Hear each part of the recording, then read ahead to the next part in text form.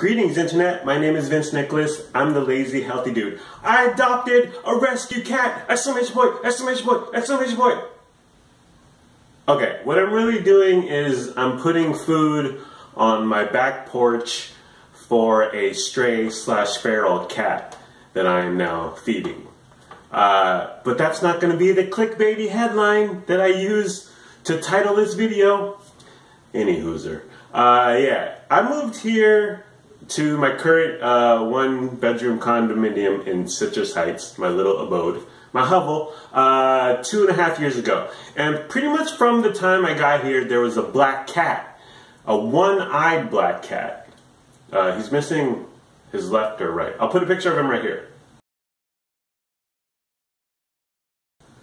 He's missing his right eye. His right eye. He's missing his right eye. Or she. See, I don't even know. But the cat is missing its right eye. And I would see it just mosey around, doing cat-like things around my place and just the complex in general. My girlfriend at the time, Rebecca, named her Hector for whatever reason. So it kind of stuck, and I would see Hector kind of doing, like I said, its cat thing, moseying around, but never saw it with an owner.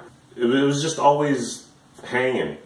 So I would just see it lurking about my complex, and I'd be like, hey Hector, how's it going? Hi Hector. But it was a cat, so it showed zero affection, pretty much ignored me. Sometimes it would look at me for a few seconds here and there, but that was the extent of the relationship between Hector and I. And sometimes I'd take pictures of Hector and put them on Snapchat just for giggles, S's and G's as they say. But that's it. And Hector and I had a fine friendship. Enter Allison into my life. Allison is a huge animal lover. She has a dog, Ruger, who I love. I love immensely. Tons of affection for. And she has 4 cats. She's a pet lover. She's an animal lover. One of the reasons, I'll put a picture of Ruger right here. But one of the reasons I became so smitten with Allison that I fell for her was she does this thing where she will narrate animals interacting. So like I said, she has a dog and 4 cats, and she will kind of verbalize what they're communicating, like the signs they're giving to us and to each other as pets. And she would kind of recreate moments in her pets' lives. It was like her telling a story. Like a narrator. It was like watching Our Town. And so she would be like, Ruger said this, and then the cat was like that. And I found it so freaking adorable and cute. And I was just like, I'm yours, Allison. It was the sweetest thing. It was just, I couldn't get enough of it. Like whenever she would tell me a pet story, an interpretation or whatever, I was just like, this is the greatest. We got the pets here. You're chatting about the pets. I mean, it couldn't get any better. So she's a huge pet/animal lover. I am a germaphobe. I still am a germaphobe. So the first time I went to her place, and Ruger and the cats are there and they're doing their thing, I wouldn't even pet her freaking pets because I just couldn't bring myself to it. I just saw, I don't know, I see dirty and I see disease and I see non-sanitariness, and they were perfectly fine. She bathes them. When Ruger's paws would smell like Fritos, she would wash them, and it was just all in my head, man. I mean, it still kind of is, but I got over it. I came to love Ruger. I would snuggle him on the hardwood floor there. I wouldn't care. I'd let him get up on the couch, which he's not allowed to. I was just like, dude, you are the cutest freaking thing ever, and I want to hang out with you. And Ruger would get sick of me. he would be a dog and want affection and want a hug and cuddle and all that stuff. And then after about 45 seconds of me giving him as much love as I could from the bottom of my heart, Ruger would just walk away and be like, okay, that was enough. That was a little bit too much affection. That was too much, bro. All right, it's time for a break-a-rooney. Okay, just calm down, simmer down there, Vince, with all your snuggling and hugging and whatnot. So a few weeks ago, after Allison came into my life and gave me a new perspective on pets and animals and whatnot, I decided I'm gonna start feeding Hector. Now I would see Hector, like I said, doing his thing, hanging out, and I'd be like, I have cans of tuna in my fridge, but what am I gonna do? Run to my fridge? Hector, stay here. I'm gonna run to my fridge. I'm gonna get a can opener. I'll be back in like 5. I don't think Hector, well, first of all, I don't think he would understand. And second of all, he doesn't stay in one place for very long, ever, that I've seen him. So, I hit up the Dollar Tree because I wanted this to have the minimal impact financially on me as possible. I hit up the Dollar Tree and I got a couple bowls. I got a water bowl and a food bowl. So 2 bowls, and then I got their kibbles and bits or what, I don't know. It's like it said cat food, generic cat food that will not kill your cat. I mean, probably the second part of that isn't true, but it was just $1 for a big bag of cat food. I mean, seriously, this isn't Ruth's Chris Steakhouse, okay, Hector? This is free. So yeah, a couple weeks ago, and so I put it on my back porch. I didn't want to put it on my front porch because I didn't want my neighbors to know what I was doing, honestly. I put it on my back porch. Allison said, don't give a... Because I was like, well, for liquid, don't cats like milk? And because isn't that what happens in the cartoons and whatever? I have no idea what I'm doing. But she said cats are lactose intolerant, just put water in there. Okay, water, food, and I'm feeding this cat now. I'm feeding Hector. Te amo, Hector. So I put the bowls on my back patio, and I haven't actually seen Hector eat from the bowl, but the cat food is disappearing.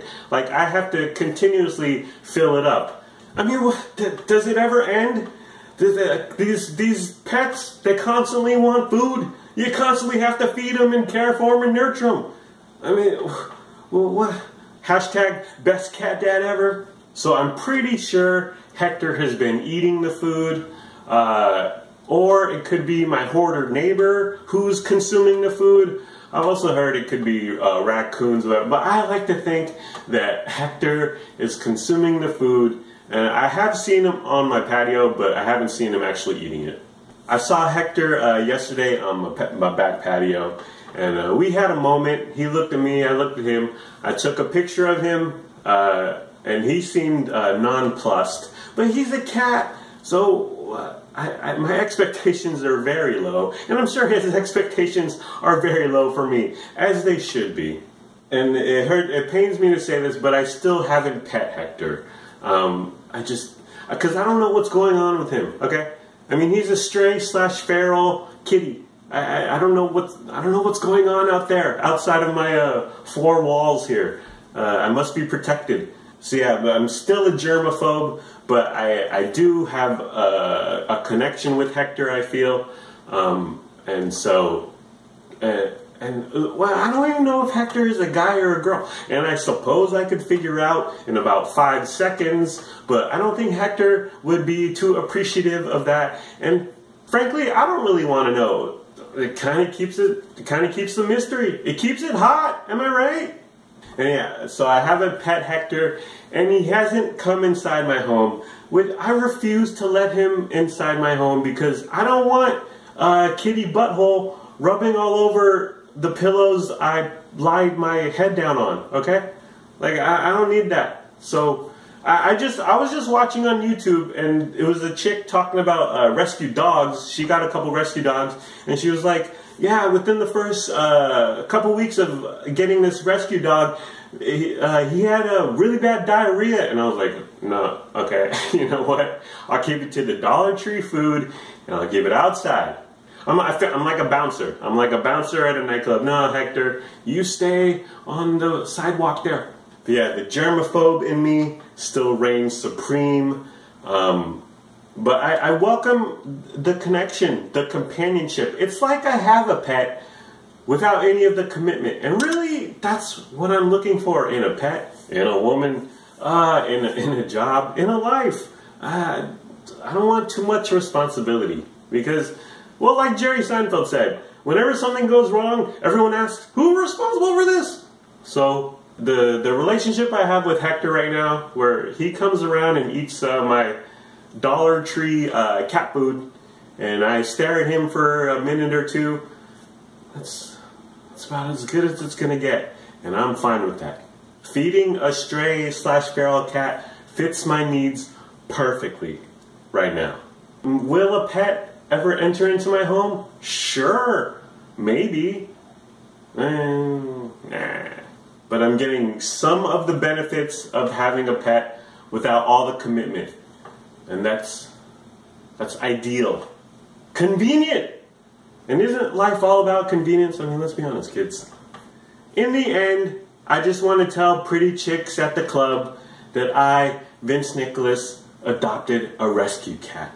And that's what this is all about.